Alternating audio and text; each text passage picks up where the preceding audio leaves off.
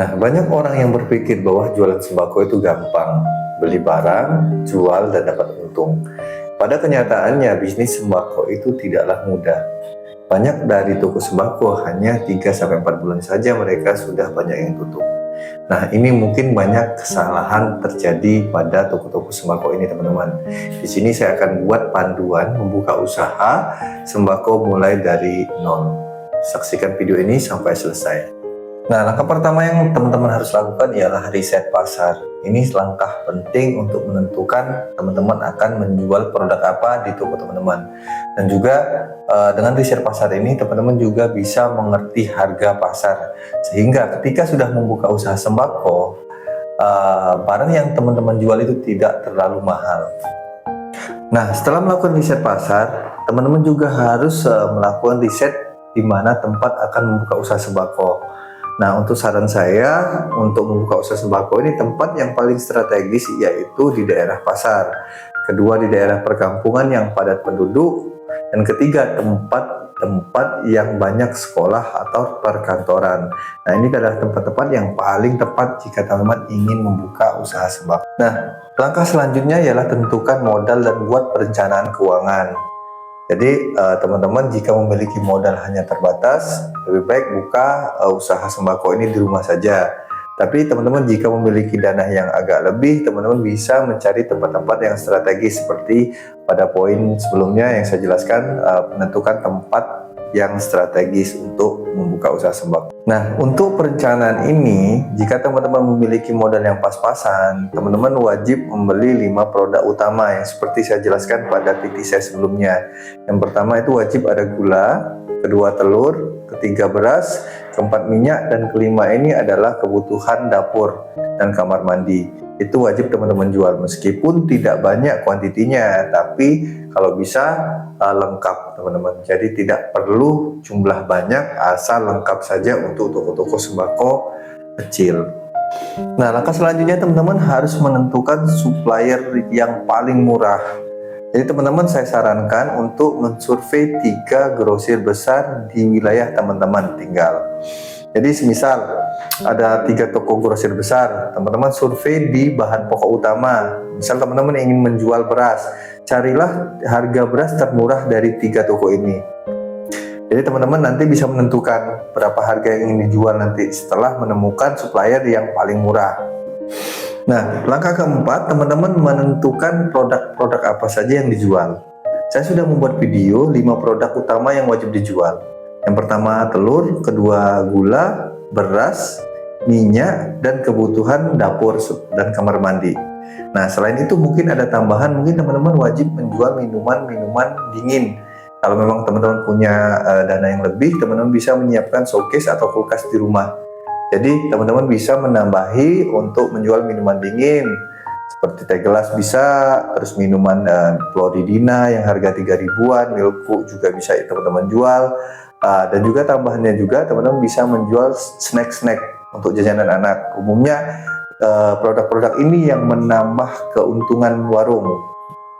Jadi perlu dipertimbangkan juga selain sembako, teman-teman juga harus menjual produk-produk snack dan minuman dingin. Nah, langkah kelima ini adalah strategi penjualan agar bisa menarik pelanggan baru, teman-teman.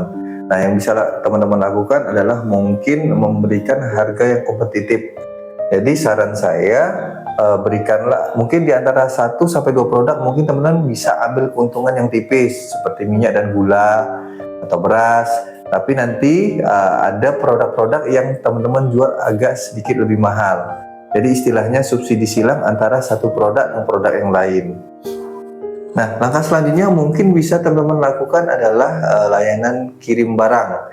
Jadi bagi konsumen teman-teman yang membeli barang yang cukup banyak, bisa teman-teman tawarkan pengiriman gratis ke rumah. Nah, ini mungkin adalah pembeda toko teman-teman dengan toko-toko yang lain. Karena banyak sekali toko-toko sembako yang tidak melakukan sistem strategi seperti ini. Nah, langkah ke-6 ini yang paling penting teman-teman, mengelola keuangan toko dengan baik. Jadi pisahkan keuangan pribadi dengan keuangan toko, jangan sampai bercampur aduk. Karena dimasalahkan kalau uang ini bercampur aduk, yang ditakutkan uang toko terpakai untuk keperluan pribadi. Dan selanjutnya, catat transaksi. Jadi setiap transaksi harian itu harus dicatat, berapa keuntungan yang didapat, berapa modal yang dikeluarkan, itu benar-benar harus dicatat dengan detail teman-teman, sehingga nanti teman-teman bisa mengerti keuntungan harian teman-teman itu berapa. Semisal kalau keuntungannya harinya bisa 200.000, mungkin 100.000 untuk disimpan untuk keperluan pribadi, yang 100.000 untuk penambahan modal. Nah, yang selanjutnya mungkin teman-teman yang harus waspada ialah hindari hutang ke distributor. Jadi banyak sekali distributor yang menawarkan tempo pembayaran setelah jatuh tempo 2 minggu. Jadi kalau bisa manfaatkan modal yang ada untuk memutar bahan-bahan di toko, barang-barang di toko teman-teman.